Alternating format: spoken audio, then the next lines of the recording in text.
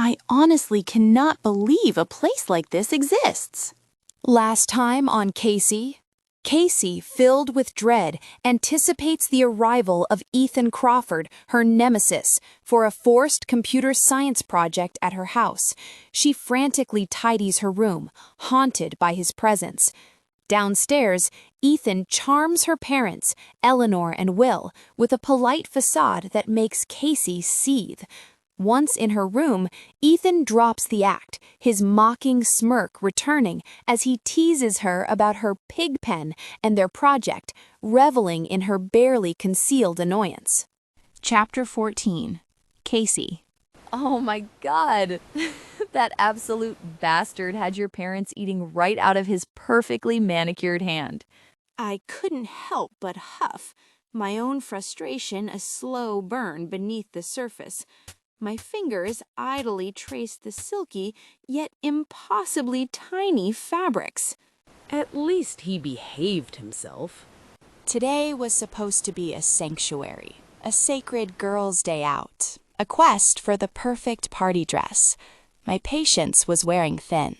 Addison and Sadhvi, blessed with bodies that seemed to effortlessly conform to every designer's vision, had already paraded through a million outfits. Their indecision was admirable. My despair, however, was rapidly escalating. I was on a desperate treasure hunt for something that didn't make me feel like an anomaly. Shopping was a cruel reminder of my perceived imperfections. If only I wasn't fat, life would be so much simpler, so much kinder. My closet was a barren landscape for party attire, and a massive post-game bash was brewing. My hard-earned pocket money was ready, but it looked like it would remain untouched. You could have totally spilled the beans to your parents, you know? Told them he was being a total jerk. And shatter his meticulously crafted image? That would have cut his alpha male charm right down to size. Not that I wanted to give him the satisfaction. I don't know, it just felt childish to run to my parents. I don't want to be seen as a tattletale. I get it. Parents can really complicate things sometimes, especially when they still treat you like you're 12. Tell me about it. I'm gonna try this one. I watched, a pang of envy in my chest, as she effortlessly found her size, before vanishing into the fitting rooms with a triumphant flourish. Anything yet? Nothing good in my size. Addison joined my futile search, her determination a stark contrast to my weariness, her initial enthusiasm slowly draining away after a fifth fruitless attempt. This place is absolute trash. You don't need to curse the store. This is just my normal. Finding clothes for me is never easy. Don't you dare put yourself down because of this pathetic excuse for a boutique. Even I can't find anything decent here. These people fudge sizes like it's a national sport. Just then, Sadhvi emerged from the fitting room, striking a pose in the satin tube dress. It shimmered, hugging her figure in all the right places, ending daringly mid-thigh. She looked absolutely stunning. It's beautiful. You should dress it. Take it off. We're going to Zian's. But I thought you were short on cash. Casey hasn't found anything, and neither have I. I'll buy one less skirt if it means we actually find things that are worth it. Sadhvi, after a moment, nodded, turning to me with a conspiratorial smile. Shazine is perfect for you. It's a little pricier, I'll admit, but their plus-size section, oh, you are going to love it. With that, Sadhvi retreated to change, and moments later we were back on the road. I tried, truly I did, to temper my expectations for Zien's. I told you you'd love it. Thank you for bringing me here. Seriously. Why don't you try it on? Hold on, put this on too. When I emerged, a new wave of breathless exclamations from Addison and Sadhvi greeted me.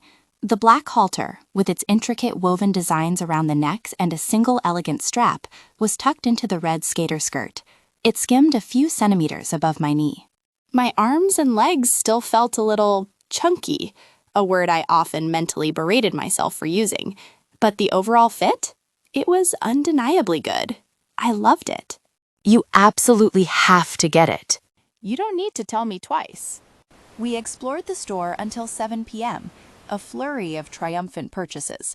Besides the skirt and top, I indulged in a sophisticated navy cocktail dress, a pair of elegant black-heeled sandals, and a soft peach wool cardigan that was simply too pretty to resist.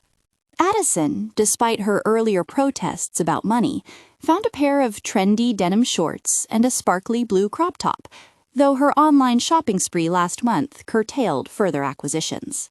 Sadvi secured a stylish miniskirt, a burgundy ruffled shirt, a leather jacket for the coming winter, and a pair of chic pink loafers. I honestly cannot believe a place like this exists. My mother is going to throw a full-blown tantrum when I tell her about this place. There was nothing like zines back in Remington. Just a few small boutiques, nothing remotely like this. I always struggled to find my size in regular stores there. No wonder you're so concerned about your body. Her casual observation hit me with an unexpected force, momentarily throwing me off balance. Maybe she's right, I thought, the realization settling deep within.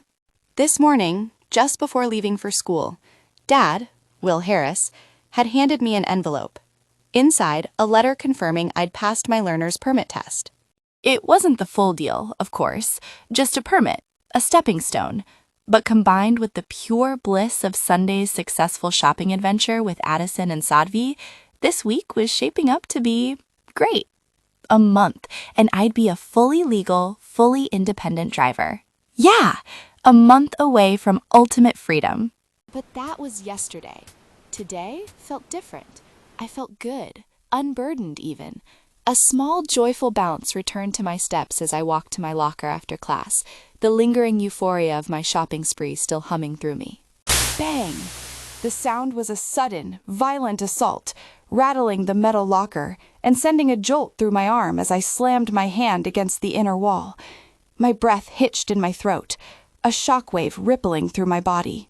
When I finally regained my bearings and spun around, a wide, almost goofy smile greeted me. Damien. Behind him, however, stood the infuriatingly handsome devil in human form himself, Ethan Crawford, his expression a stark, menacing contrast to his friend's carefree grin. His dark eyes were fixed on me, radiating an intensity that made my skin prickle. Why would you do that? You were just there, and I wanted to. You know, people can actually die from shock like that, right? But you're not Get. For all you know, I could be. There'd just be one less pig in the world then. Now hurry up. I'm not in the mood for Miss Green's long-winded speech about punctuality. Then go, I thought defiantly. No one's stopping you. Math class started in less than 10 minutes, and the last thing I wanted was to spend another second in his toxic orbit. I slammed my locker shut, the metallic clang echoing my inner fury. Let's go.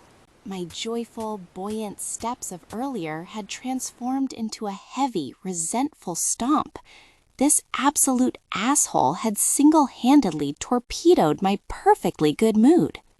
Students in the hallway cast curious, lingering stares, but I tried to ignore them. It was an inevitable spectacle, the fat girl walking with two of the most coveted, undeniably gorgeous boys in school. So, you heard about the after-game party on Friday, right? Yeah, Addison filled me in. You're coming to the game and the party, right? And if you guys lose the match, will there still be a party? If we lose, we'll have to party even harder to drown our sorrows. That's the spirit. But there's a snag, Casey, and I need your help. Ethan here is being a total buzzkill and won't let us host the party at his place. I've been trying to get him to succumb to peer pressure, but he's impenetrable. Me? Help persuade Ethan? I thought, incredulous. So I'm to be the 12th after the entire team, to strong-arm him into hosting the shindig? The absurdity was almost comical. Shut up, Damien. The cutting tone made me flinch involuntarily, a visceral reaction to his coiled anger. Come on, Casey. Just ask him. I'm sure he has his reasons. You shouldn't force him. No, he doesn't.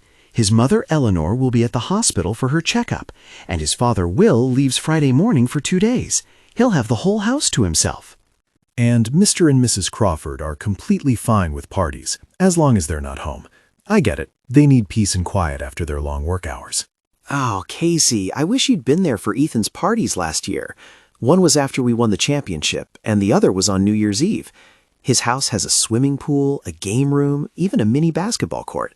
The bets we made on that court, it was hilarious. Casey, it would actually be for your own good if Ethan hosted the party. You'd absolutely love it, especially that huge swimming pool. She won't even show up to the party if it's at my house.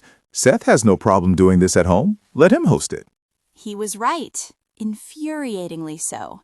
As tempting as the thought of a sprawling mansion with a pool was, there was no way in hell I was stepping foot into the devil's lair just to party.